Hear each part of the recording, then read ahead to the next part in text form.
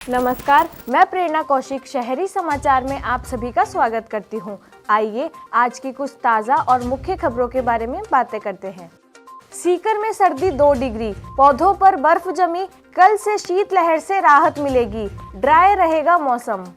प्रदेश में जारी शीतलहर के बीच आज सीकर में चौथे दिन भी पारा जमाव बिंदु के नीचे रिकॉर्ड किया गया। सीकर में आज न्यूनतम तापमान 2 डिग्री रहा, जो इस पूरे सीजन में सबसे कम तापमान रहा है।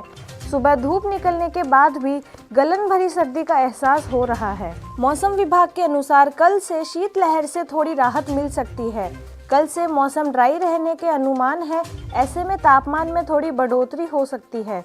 हालांकि सर्दी का असर लगातार जारी रहेगा। दोपहर के समय धूप में थोड़ी राहत मिल सकती है। सीकर बार एसोसिएशन के अध्यक्ष बने भागीरथ मल जाखड़। राजस्थान में बार एसोसिएशन के चुनाव हुए। सीकर में भी 6 पदों के लिए चुनाव का मतदान हुआ। सीकर कोर्ट परिसर में कल सुबह 9 बजे से शाम 4 बजे तक मतदान हुआ। सीकर कोर्ट परिसर में सुबह 9 बजे से शाम 4 बजे तक मतदान हुआ। सीकर में इस बार भागीरथ मल जाखड़ अध्यक्ष बने। उन्होंने अपने निकटतम प्रतिद्वंदी दिनेश गोदारा को 351 वोटों से हराया। उपाध्यक्ष पद पर जयंत कुमार ओला ने 95 वोटों से जीत हासिल की। पुष्पा 2 के एक्टर अल्लू अर्जुन 18 घंटे बाद हुए रिहा। पुष्पा 2 एक्टर अल्लू अर्जुन शनिवार सुबह करीब 6:30 बजे चंचलगुड्डा सेंट्रल जेल से रिहा हुए। उनके पिता अल्लू अरविंद और ससुर कंचल्ला चंद्रशेखर रेड्डी उन्हें लेने पहुंचे। इसके बाद 9 बजे के करीब अल्लू हैदराबाद स्थित अपने घर पहुंचे। घर पर उनकी नजर उतारी गई। बसंत विहार स्थित टीबड़ा हॉस्पिटल सीकर में ओपीडी सेवाएं हुई शुरू। टीबड़ा हॉस्पिटल ने कामकाजी लोगों की सुविधा को ध्यान में रखते हुए इवनिंग ओपीडी सेवा शुरू की है। अब ऑर्थोपेडिक से जुड़ी समस्याओं के लिए मरीजों को शनिवार या रविवार का इंतजार नहीं करना पड़ेगा। अब मरीज हर सोमवार से शुक्रवार शाम 5 बजे से रात 8 बजे तक बिना किसी देरी के अपने ऑर्थोपेडिक समस्याओं का इलाज करवा सकते हैं। यह सेवा सीकर और आसपास के क्षेत्रों के मरीजों के लिए एक बड़ा राहत भरा कदम है। टीबड़ा हॉस्पिटल ने अपने अत्याधुनिक उपकरणों और विशेषज्ञ टीम के साथ मरीजों के स्वास्थ्य समस्याओं का समाधान करने की प्रतिबद्धता जताई है। साथ ही टीबड़ा हॉस्पिटल में अब आयुष्मान योजना के अलावा आरजीएचएस, ईसीएचएस व सभी प्राइवेट इंश्योरेंस लाभार्थी अपना कैशलेस इलाज करवा सकेंगे। राजस्थान में फरारी वर्ल्ड और दुनिया का सबसे बड़ा खजूर फार्म।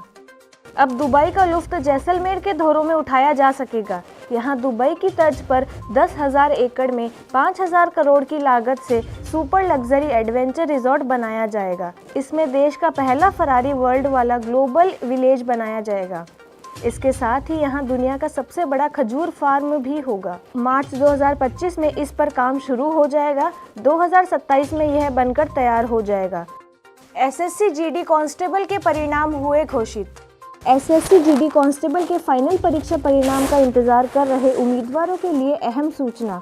नतीजों का ऐलान कर दिया गया है। यह आधिकारिक वेबसाइट पर रिलीज किए गए हैं, जिसे अभ्यर्थी चेक कर सकते हैं। बता दें कि इस भर्ती के लिए चयन प्रक्रिया में विभिन्न चरण शामिल है।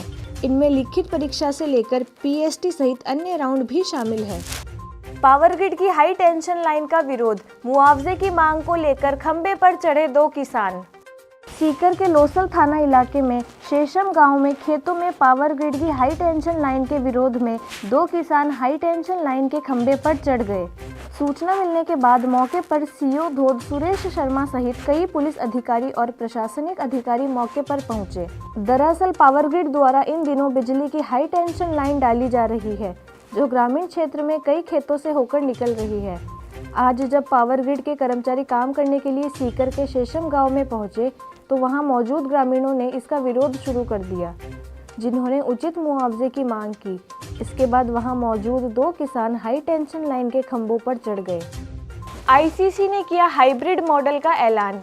चैंपियंस ट्रॉफी हाइब्रिड मॉडल पर होगी। पाकिस्तान और दुबई में खेले जाएंगे मैच। पीसीबी बीसीसीआई से सहमति के बाद किया ऐलान। पीसीबी को कोई मुआवजा नहीं मिलेगा।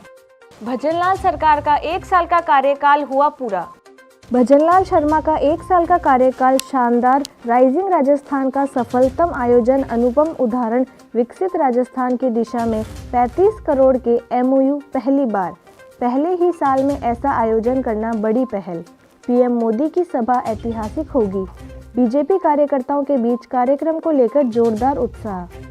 हर स्कूल में बनेंगे क्लब, शिक्षक व विद्यार्थी साथ में मिलकर करेंगे स्वास्थ्यवर्धक गतिविधियों का आयोजन। यह अभिभावकों के लिए एक अच्छी खबर है। प्रदेश की स्कूलों में ईट राइट इनिशिएटिव अभियान के तहत बच्चों के स्वास्थ्य पर अब विशेष जोर दिया जाएगा। उन्हें फास्ट फूड व तंबाकू उत्पादों से दूर रखने के साथ स्वास्थ्यवर्धक शारीरिक गतिविधियां करवाई जाएगी। इसके लिए स्कूलों में हेल्थ क्लब गठित किए जाएंगे। इनमें शिक्षकों के साथ स्कूली बच्चे भी शामिल होंगे। ये क्लब विद्यार्थियों के स्वास्थ्य से जुड़ी गतिविधियां करेगा। इस संबंध में प्रारंभिक शिक्षा निदेशक सीताराम जाट ने जिला शिक्षा अधिकारियों को निर्देश जारी किए हैं।